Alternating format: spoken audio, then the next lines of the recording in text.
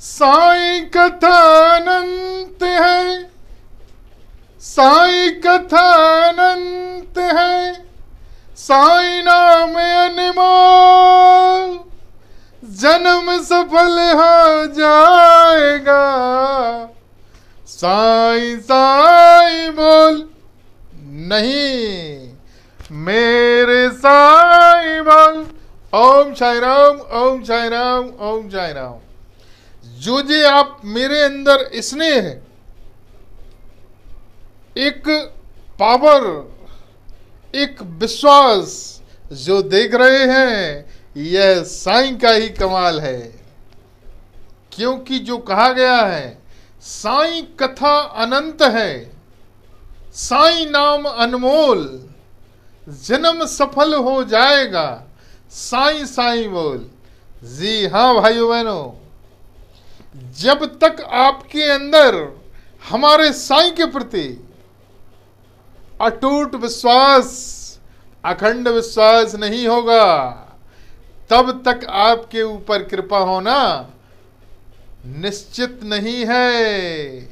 और जिस दिन आप अखंड विश्वास, अटूट विश्वास हमारे साईं पर करने लगेंगे, उसी दिन से आपके ऊपर कृपा होना शुरू हो जाएगी।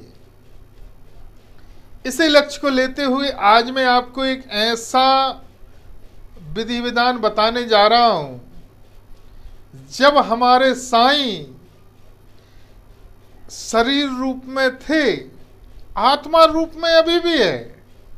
बाबा हर जगह, पहले शरीर रूप में उसको पहुंचने में समय लगता था, परंतु आज के समय जब बाबा आत्मा रूप में एक है, तो उसे समय नहीं लगता। यदि आप आज से ही जो मैं कार्य बताने जा रहा हूं, यह कार्य आप करना शुरू कर देंगे, तो ऐसा हो नहीं सकता, आपका कितना भी बड़े से बड़ा कष्ट क्यों ना हो, कितनी भी बड़े से बड़ी परेशानी क्यों ना होगी, हमारा साईं जरूर दूर करेगा। जब बाबा शरीर रूप में थे, उस समय जो भी भाई बहन, अधिकांशतः जो पहचान वाले या पहचान वाले नहीं भी थे, जो प्रथम बार आए हुए थे, बाबा उनसे दक्षिणा मांगते थे, पैसे मांगते थे। तो जो प्रथम बार बाबा से मिलते थे, वह व्यक्ति हमारे बाबा को गलत समझने लगते थे कि यह भिक्षुक, यह मौलवी पैसे मांगता है, इसके पास नहीं जाना चाहिए। अब इंसान ही इतना ज्ञानी होता तो क्या नहीं था भाई, वह 5 रुपए, 10 रुपए, 50 रुपए, 1 रुपए मांगते थे, और उसके बदले में रियल में बाबा उसके कष्ट हर लेते थे। जो बाबा 5 रुपए, 10 रुपए दक्षिणा मांगते थे, उसमें वह उसके कष्ट हर लेते थे। वह व्यक्ति नहीं समझता था और उसकी परेशानी कट नहीं होती थी। और जो व्यक्ति समझ जाता था कि बाबा हमसे कुछ पैसे मांग रहे हैं, इसका कोई न कोई कारण जरूर है, तो वह जल्दी से दे देते थे। और जो बाबा को दे देता था, उसके कुछ ही दिनों में कष्ट दूर होते हुए उसके दिए हुए पैसे कई गुना होकर वापस लौट आते थे, और वह समझ जाता था। तो इस कहानी से यह ज्ञान मिलता है कि भाई पहले देना सीखो। यहां से आपका कब आखिरी समय आ जाएगा, आपको पता भी नहीं चलेगा। और आपके महल चौबारे, गाड़ी बंगला, बच्चे, परिवार सब यहीं रह जाएंगे और आपकी संपत्ति पर हक जमा के वह उसका दुरुपयोग करेंगे। और आपने जो मेहनत से खून पसीना करके, एक टाइम भोजन करके, अखंड मेहनत करके जो कमाया है, उसका आप उपभोग भी नहीं कर पाओगे। इसलिए जीते जी अपना पैसा, धन दौलत, प्रॉपर्टी अच्छे कार्य में लगा लीजिए। मन का खा पी लीजिए, घूम लीजिए, बाबा के यहाँ जाइए, तीर्थ काम करिए, गरीबों की मदद करिए, जितना हो अधिक हो सके भोजन दान करिए।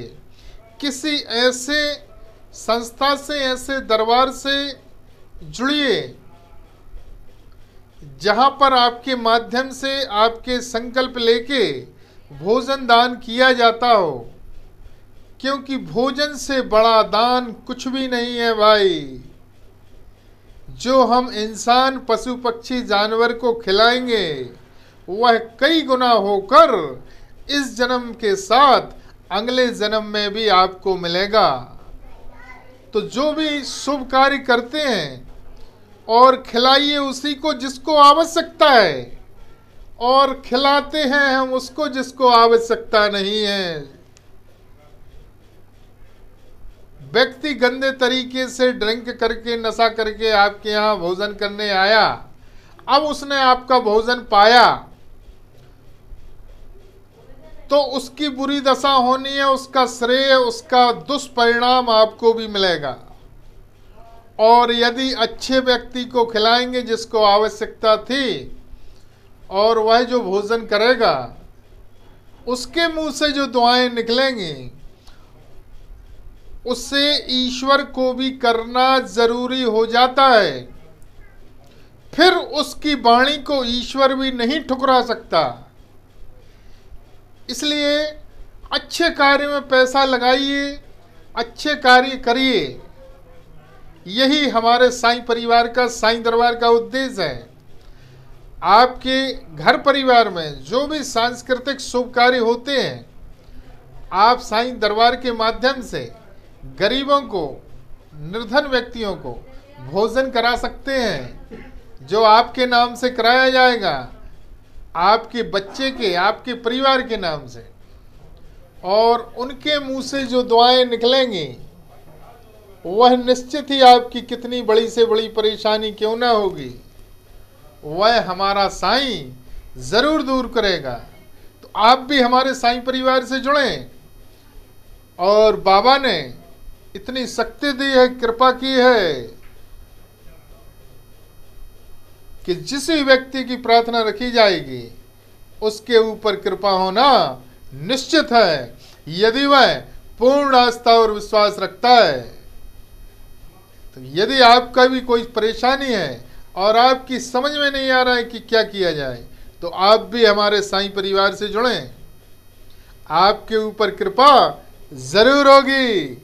ओम साईं राम, ओम साईं राम, ओम साईं राम।